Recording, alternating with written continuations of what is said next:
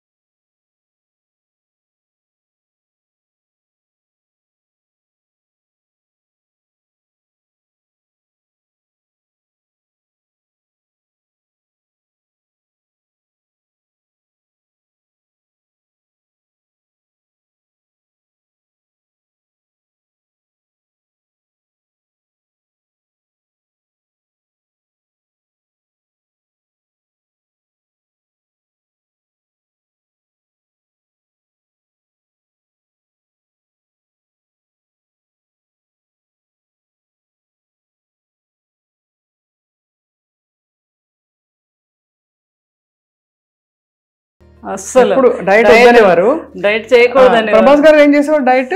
ప్రభాస్ గారు మామూలుగా ఆయనకి ఉంటది కదా ప్రోటీన్లు అవి ఏం తింటారు అంటే తింటారు కానీ అన్నీ చాలా ఆయిల్ లెస్, తర్వాత కొన్ని మిల్క్ ప్రోడక్ట్స్. కూరలన్నిట్లో బాగా ఆయిల్ పడుతుందిగా మరి?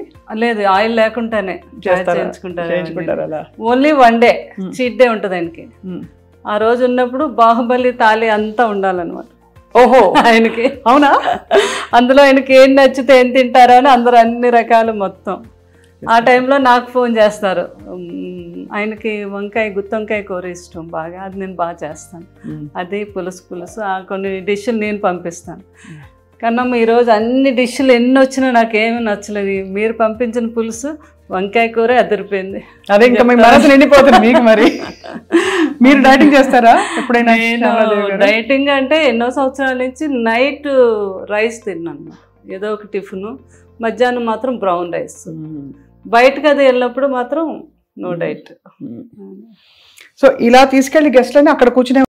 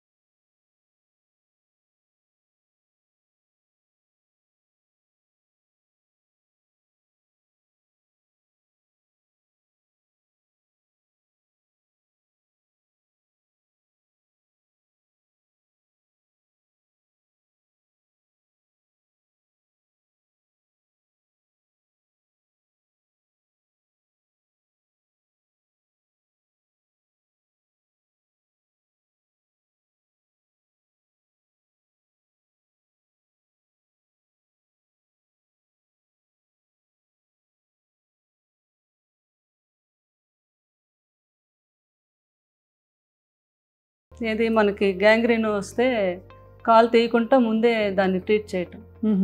దాన్ని కృష్ణరాజు గారు అన్నారు, మీరు ఎక్కడో లండన్లో చేస్తున్నారు కానీ మన ఈ ప్రాంతాల వారు అంతా లండన్ రాలేదు, అది కాస్ట్లీ వైద్యం కూడా, మన ఇద్దరం కలిపి ఒక ట్రస్ట్ పెడదాం, ఎవ్రీ ఇయర్ నా బర్త్డే రోజు పెట్టుకొని మనకు సాధ్యమైనంత ఒక 2 ఆపరేషన్లు 4 ఆపరేషన్లు చేయిద్దాము.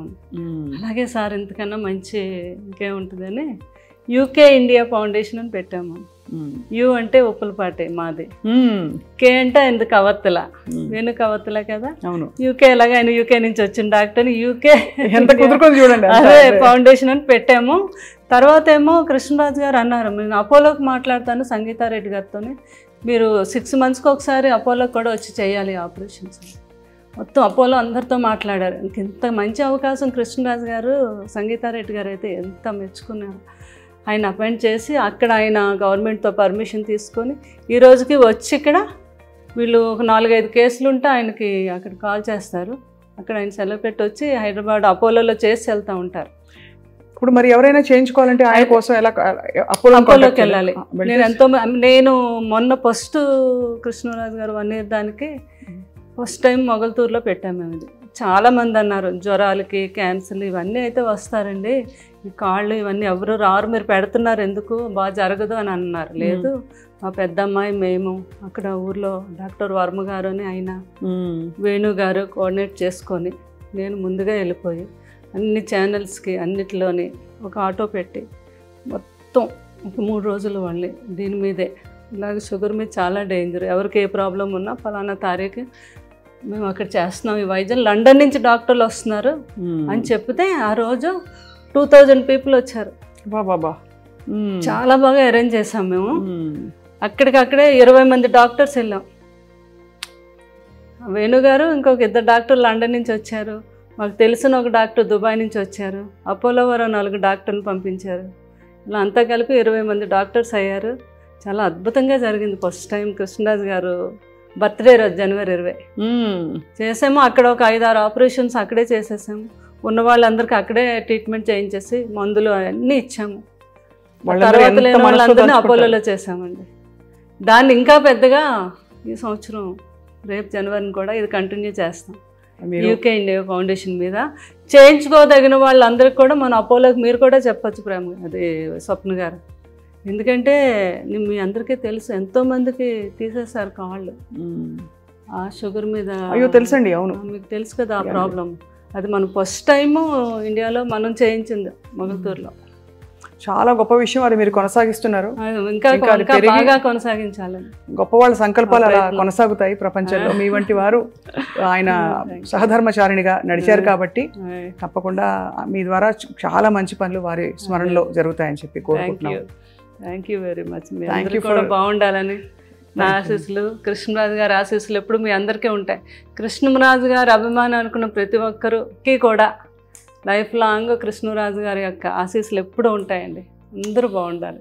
Thank you so much Sharadadevi గారు. Thank you very much.